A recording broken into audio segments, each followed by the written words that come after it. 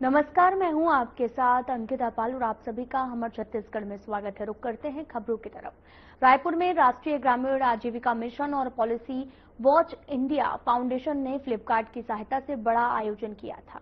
इस आयोजन में उपस्थित बिहान की सभी स्व सहायता समूह की दीदियों का मुख्यमंत्री ने हार्दिक अभिनंदन किया। बिहान के माध्यम से स्व सहायता समूह की दीदियां न केवल अपने पैरों पर खड़ी हो रही हैं, बल्कि दूसरों को रोजगार भी दे रही हैं। उन्होंने पत्रकारों से चर्चा के दौरान कहा कि प्रदेश की स्व सहायता समूह की बहनों को अपने बनाए गए उत्पाद ऑनलाइन बेचने के लिए कार्यशाला आयोजित की गई है और यह पंचायत एवं ग्रामीण विकास विभाग का सराहनीय प्रयास है। मैं सबसे पहले आप सबके आज के कार्यक्रम में हृदय से अभिनंदन और स्वागत करत हूं। और अभी हमन शक्ति के उपासना पर्व मनाए हम नवरात्रि के। तो हमार मातृशक्ति हमार दीदी बहनी मन भी मैं नमन करत हूं। हमार देश में नारी बन के बहुत सम्मान है। कहे जैसे कि यत्र नार्यस्तु पूजन्ते तत्र रमन्ते देवता। जहां नारियों की पूजा होती है वहां देवता निवास करते हैं। ये सब भारत में ही संभव है। और आज हमार बहनी मन अपन सक्सेस स्टोरी भी बताई नहीं कि महिला स्व सहायता समूह गठन करके कैसे आर्थिक रूप से सशक्त होते। मैं सबो बहनी मन ला बहुत बहुत बधाई और शुभकामना देवत हूं। और हमार सरकार, चाहे भारत सरकार हो चाहे छत्तीसगढ़ के सरकार, हमार दीदी बहनी मन ला सशक्त करे बर बहुत प्रयास करत है।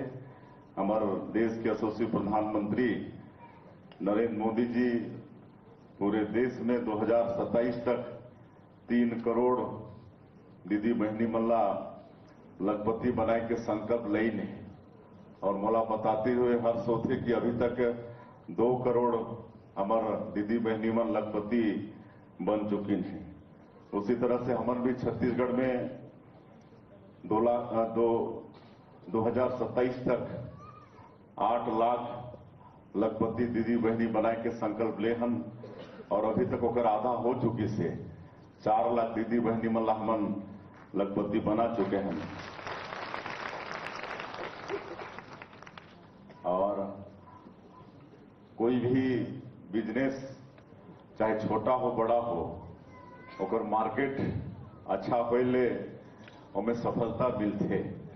और आज काफी आप मन बेचदारत हो अपन प्रोडक्ट ला, लेकिन अब फ्लिपकार्ट के सहयोग से अब ऑनलाइन मोबाइल में आप मन बेच पाइए तो और ज्यादा आप मन ला मार्केट मिली।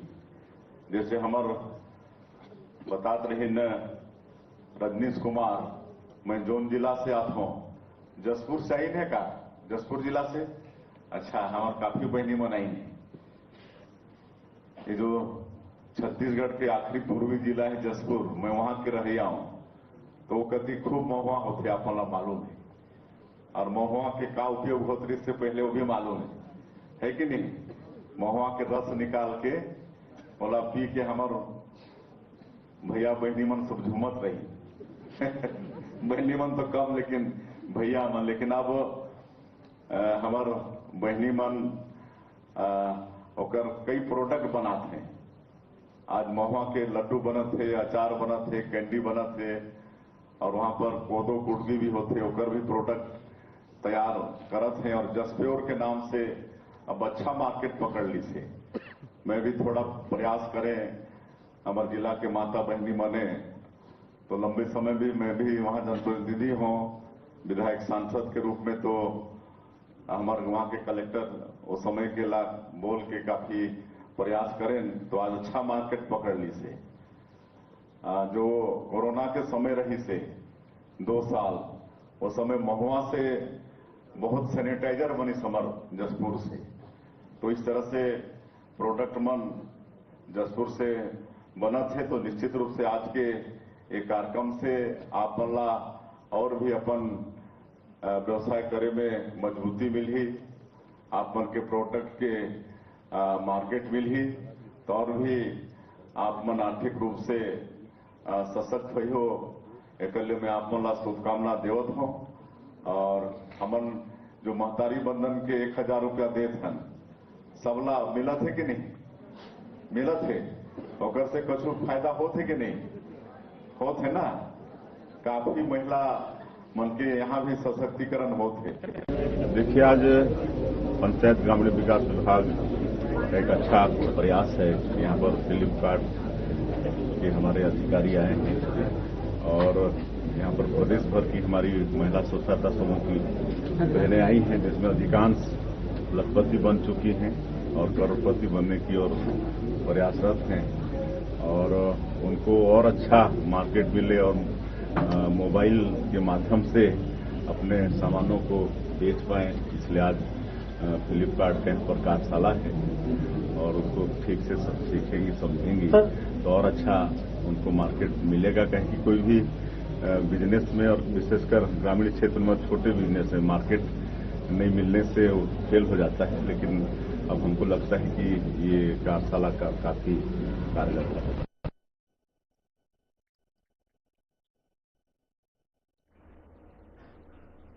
2 अक्टूबर को छत्तीसगढ़ के बस्तर क्षेत्र में सुरक्षा बलों के सामने 103 नक्सलियों ने आत्मसमर्पण किया, जिनमें कई सदस्य सीपीआई के कई पदों पर थे। यह आत्मसमर्पण राज्य की नई आत्मसमर्पण और पुनर्वास नीति के बाद हुआ। केंद्रीय गृह मंत्री अमित शाह के बस्तर दौरे से ठीक 2 दिन पहले बीजापुर जिले में 103 नक्सलियों ने सरेंडर किया। इनमें 49 नक्सलियों पर कुल 1,06,30,000 रुपए का इनाम घोषित है। सरेंडर नक्सलियों में divisional committee member, platoon party committee member और एरिया कमेटी मेंबर, एसीएम जैसे बड़े कैडर के नक्सली शामिल हैं। इसे लेकर मुख्यमंत्री ने कहा कि नक्सलवाद के खिलाफ लड़ाई में सुरक्षा बल के जवानों को लगातार सफलता मिल रही। हमारी आत्मसमर्पण और पुनर्वास नीति से प्रभावित होकर नक्सली आत्मसमर्पण कर रहे हैं। से हम लोग सरकार में हैं, तब से आप लोग देख रहे हैं कि नक्सलवाद के साथ खिलाफ में लड़ाई में लगातार हमारे जवानों को सफलता मिल रही है और 450 से ज्यादा नक्सली न्यूट्रलाइज भी हुए हैं और पुनर्वास नीति भी हम लोग अच्छा दिए हैं तो उसका भी लाभ हो रहा है और लगातार आत्मसमर्पण करने वालों की संख्या भी बढ़ी है। 1500 से ज्यादा पहले ही कर चुके थे, लेकिन अभी कुछ दिनों पहले 70-71 एक साथ आत्मसमर्पण किए और कल 103 किए हैं। तो ये अच्छा है। वो लोग विकास की मुख्यधारा से जुड़ना चाहते हैं तो उनका स्वागत है।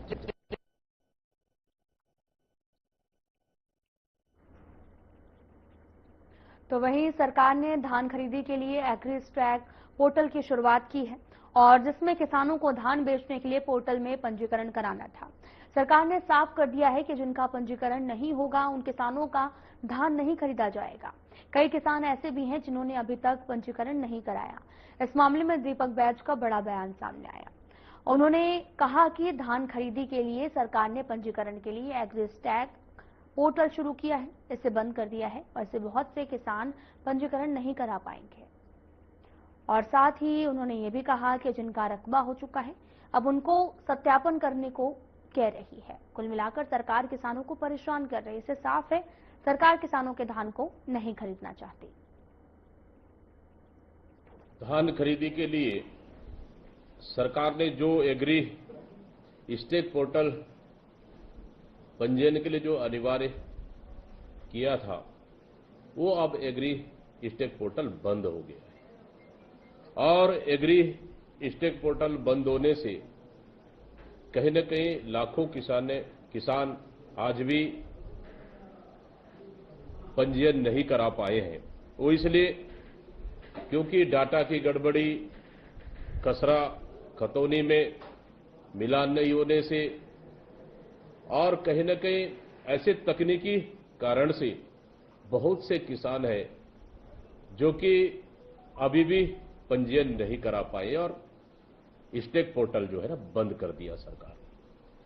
इसलिए कांग्रेस पार्टी मांग करती है कि जो किसानों का पंजीयन कराने की तिथि उसको बढ़ाया जाए और जिन जिनका पंजीयन नहीं हो पाया है और टेक्निकल दिक्कतें आ रही है, उनके लिए सोसाइटियों में पंजीयन की व्यवस्थाएं सरकार को करना चाहिए ताकि सभी किसानों का पंजीयन हो सके और अपना धान सरकार को बेच सके। और दूसरा, आप देखेंगे जिन किसानों का अगर एग्री स्टेक पोर्टल में पंजीयन हो गया है या पंजीयन करवा लिया है, सरकार ने उनके लिए नया नियम बना दिया है कि अब उनको सोसाइटियों में रकबा सत्यापन कराना पड़ेगा। मतलब सीधा सीधा साफ है कि गिरदावरी व डिजिटल क्रॉप सर्वे के बाद भी रकबा सत्यापन करने किसानों को परेशान करने के लिए कर रही है ये सरकार। और क्या सरकार को भरोसा नहीं है क्या? क्या किसान झूठ बोलकर धान बेच रहे हैं क्या? मतलब जिनका पंजीयन हुआ है उसको रकबा का सत्यापन कराना है। मतलब इस तरह की नियम शर्तें लगाना मैं समझता हूं कि कहीं न कहीं किसानों को परेशान करने का मंशा है इस सरकार का। और सरकार नहीं चाहती कि किसानों का धान खरीदे। कहीं न कहीं किसानों के धान को अड़ंगा लगाकर सरकार नहीं खरीदना चाहती है। तो इस तरह से ये नए नए एग्री पोर्टल में पंजीयन कराओ, जिसका पंजीयन हो गया है उसको सत्यापन कराओ, ये नए नए नियम शर्तें लगा रही है। मैं समझता हूं ये किसानों के हित में नहीं है। सरकार को तत्काल इस तरह के नियम शर्तों। ड्राइवर महासंगठन लंबे समय से अपनी मांगों के लिए लड़ाई लड़ रहे हैं। आर पार की लड़ाई में नजर भी आ रहे हैं। जिला प्रशासन और सरकार तक अपनी मांगों को पहुंचाने के बाद भी कोई भी निर्णय नहीं होने की सूरत में शुक्रवार को छत्तीसगढ़ ड्राइवर महासंघ ने जिला कार्यालय में कलेक्टर के नाम से संयुक्त कलेक्टर को ज्ञापन सौंपा है। साथ ही राजनांदगांव ड्राइवर संगठन 25 अक्टूबर से स्टीयरिंग छोड़ो आंदोलन शुरू करेंगे। छत्तीसगढ़ ड्राइवर महासंगठन के जिला अध्यक्ष और अन्य सदस्यों ने बताया कि हमारी मांग छत्तीसगढ़ में पूर्ण शराबबंदी की जाए, ड्राइवर वेलफेयर बोर्ड का गठन हो और इसके अलावा सुरक्षा कानून बनाया जाए। ड्राइवर की मौत सड़क दुर्घटना में होने पर 20 लाख रुपए का मुआवजा प्रदान किया जाए और ड्राइवर की दुर्घटना में दिव्यांग होने पर परिवार को 10 लाख रुपए का मुआवजा मिले।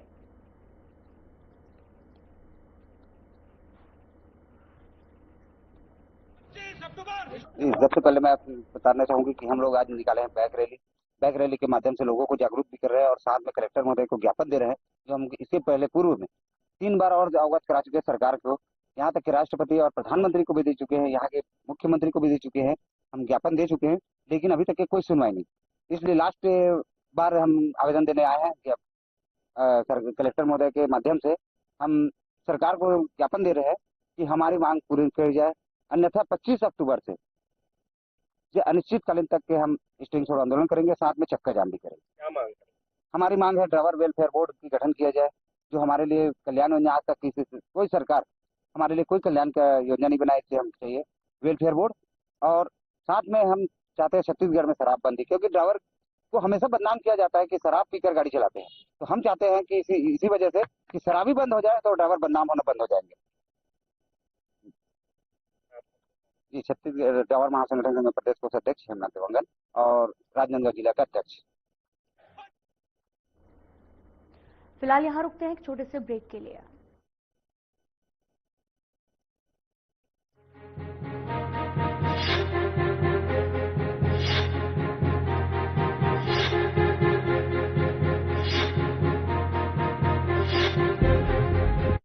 क्या रंग खिला, क्या रूप सजा, मैं ही नहीं दुनिया ने कहा।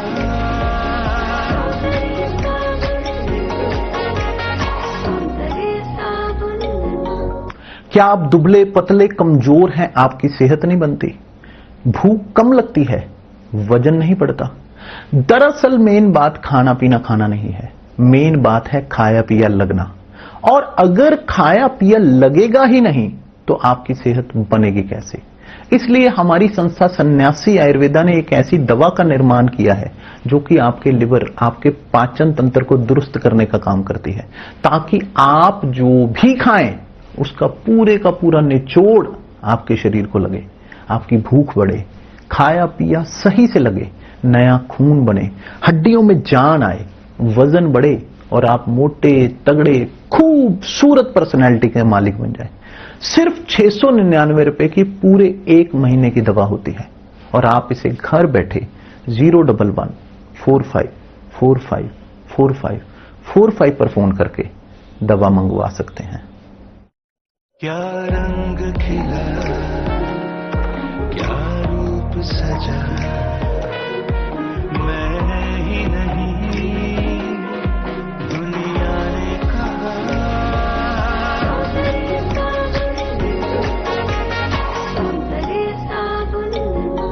चुलबुला पर जिसकी हर बात में भूल जाए, मेरी जैसी मेरी अपनी पताका चाय, गजब का स्वाद।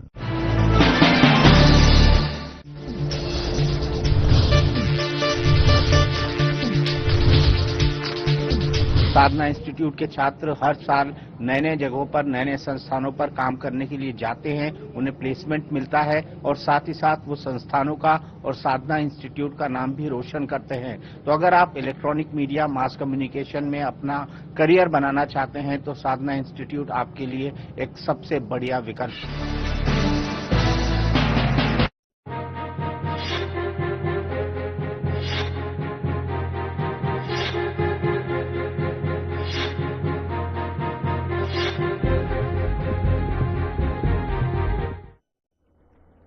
ब्रेक के बाद स्वागत है आप सभी का। रुख करते हैं खबरों की तरफ। कांकेर जिला के संवेदनशील ग्राम से ग्रामीण सड़क निर्माण की मांग को लेकर भानु प्रतापपुर स्थित प्रधानमंत्री ग्राम सड़क योजना कार्यालय पहुंचे। ग्रामीणों ने बताया कि सड़क नहीं होने से उन्हें आवागमन में काफी दिक्कतों का सामना करना पड़ता है। स्वास्थ्य, शिक्षा और राशन के लिए काफी परेशानियों का सामना करना पड़ता है। आम आदमी पार्टी के नेता हरेश चक्रधारी ने सरकार और प्रशासन से मांग की है। ग्रामीणों की समस्याओं को ध्यान में रखते हुए जल्द से जल्द सड़क निर्माण कर ग्रामीणों को राहत देना चाहिए।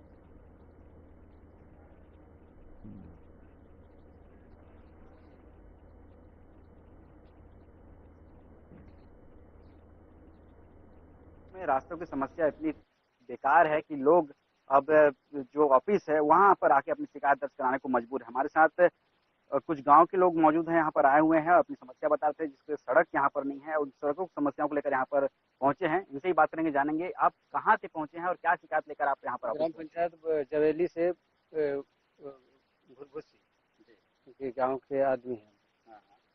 तो वहाँ रोड कई बार हम लोग आवेदन दिए, फिर भी अभी तक नहीं आया। कहाँ कहाँ पर आवेदन लगाए हैं?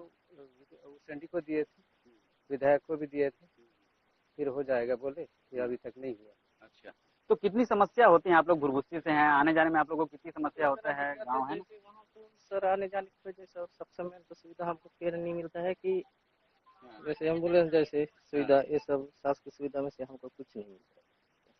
आने जाने में भी काफी दिक्कतें होती होंगी। दिक्कत होती है सर, कितना परेशान होता है, मतलब जितना हमको दिक्कत है और हम जानते हैं, हम करते हैं रास्ते से। जाहिर सी बात है, लोग यहाँ चलते हैं, लोगों को कितना दिक्कत होता है, क्या समस्याएं होती है, यही बता पाएंगे, क्योंकि इनको ही उस रास्तों से रोजाना आना जाना करना पड़ता है। क्या बता रहे हैं, क्या समस्या होती है आपको? सर, हमारी रास्ते की इतना परिस्थिति खराब है, जबकि हमारा गांव में डिलीवरी, अपनी माँ बहन की डिलीवरी होने से ना हॉस्पिटल में जाने के कोई साधन होता है, चाहिए 102 का बुलाने से भी नहीं आते हैं, क्योंकि रोड नहीं है, कहाँ से आएंगे। तो हमारा मांग इतना ही है शासन से कि हमारे बात को ध्यान रखते हुए कम से कम हमारे रोड के लिए कुछ करे, या जल्दी हमारा रोड बन जाए, हमारे सबके लिए सुविधा बने। कितने गांव के लोग वहां से प्रभावित होते होंगे, उस एरिया से आना जाना करते होंगे? और भी आप लोग के साथ में आसपास के गांव होंगे? एक कमेटा, उस कट्टा, बुरभुसी, 3 गांव। 3 गांव के लोग वहाँ प्रभावित होते हैं। तो 3 गांव के लोग उस रास्ते से आना जाना करते हैं, और भी गांव पे हैं, लेकिन ये गांव को काफी मशक्कत करना पड़ता है, क्योंकि रास्ता वही एक मार्ग से इन लोग को आना जाना करना पड़ता है। हमारे साथ समाज में लगातार जो क्षेत्र की समस्याएं हैं उनको उठाते रहते हैं आम आदमी पार्टी के लीडर हरीश चक्रधारी जी भी हैं, उनसे बात करेंगे, जानेंगे। देख रहे हैं समस्या लेकर यहाँ पर पहुंचे हैं लोग, और काफी दिक्कत हो रही है। सरकार मौन है, प्रशासन ध्यान नहीं दे रहा है, रास्तों पे लोगों को खामियाजा भुगतना पड़ रहा है। बिल्कुल ही सही बात है। आज हमारे साथ पखांजूर ब्लॉक के जबेली पंचायत के लोग आए हैं, जो जबेली से भुरभुसी और भी 2-3 गांव उनके आगे हैं, वहां तक रोड की मांग कर रहे हैं। ये लोग आज़ादी के बाद से अब तक कच्ची सड़कों से, पगडंडियों से चलकर अपना जो दिनचर्या बिता रहे हैं और आज के परिवेश में, आज के दिन में सड़क होना बहुत जरूरी है, तभी लोग जो है विकास की मुख्य धारा से जुड़ेंगे। आज हम लोग प्रधानमंत्री कार्यालय भानु प्रतापपुर आए हैं और यहाँ के ई साहब से मांग कर रहे हैं कि सड़क जो है जल्दी से जल्दी बने, ताकि वहाँ के लोगों को आने जाने में दिक्कत ना हो। और सरकार से भी मांग करते हैं कि उसके आगे भी सड़क जो 2-3 गांव और है वहाँ तक सड़क बने। यही मांग को लेकर आज जो है प्रधानमंत्री कार्यालय भानु प्रतापपुर पहुंचे। तो देख सकते हैं काफी ही जिस तरह से अंदरूनी इलाकों में रास्ता होता है, रास्ते मुख्य कड़ी होता है आगे दूसरे शहरों को जोड़ने के लिए, और जैसे ग्रामीणों ने बताया एम्बुलेंस जैसे शासकीय सुविधा और से भी इनको वंचित होना पड़ता है। तो अंदरूनी इलाकों में रास्तों पर ध्यान देना चाहिए और इनकी मांगे हैं उनको जल्द से जल्द निराकरण करने की बात ग्रामीणों के द्वारा यहाँ पर की गई है। कैमरामैन शुभम के साथ अनिल। नक्सल प्रभावित बीजापुर में विजयदशमी के दिन नक्सलवाद रूपी रावण पर सबसे बड़ा प्रहार हुआ। पुनर्वास अभियान से प्रभावित होकर कुल 103 नक्सलियों ने सरेंडर किया। देखिए इस रिपोर्ट में।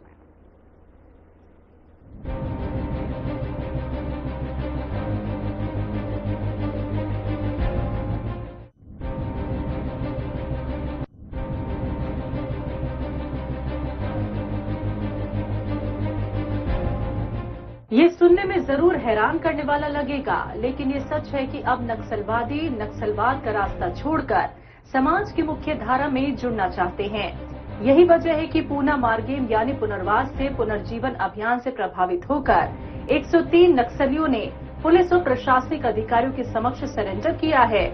आत्मसमर्पण करने वाले नक्सलियों में 1,06,30,000 रुपए के इनाम नक्सली भी शामिल हैं।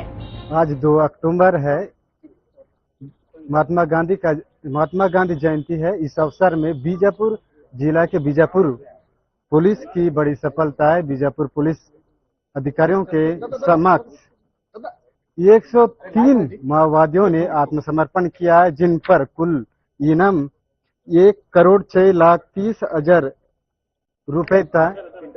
आज आप देख सकते हैं मेरे पीछे हैं, ये जो माओवादी हैं जो इससे पहले जो नक्सल संगठन में जुड़कर, नक्सल गतिविधि में जुड़कर जो काम कर रहे थे, वो आज नक्सलवाद की जो विचारधारा है उसे छोड़कर आज आत्मसमर्पण किए हैं। बीजापुर पुलिस का देखे तो बीजापुर पुलिस को जो सफलता मिली है, आज बीजापुर पुलिस के सामने 106 माओवादी आत्मसमर्पण किए हैं। जिस प्रकार देश के गृह मंत्री का जो डेडलाइन है 2026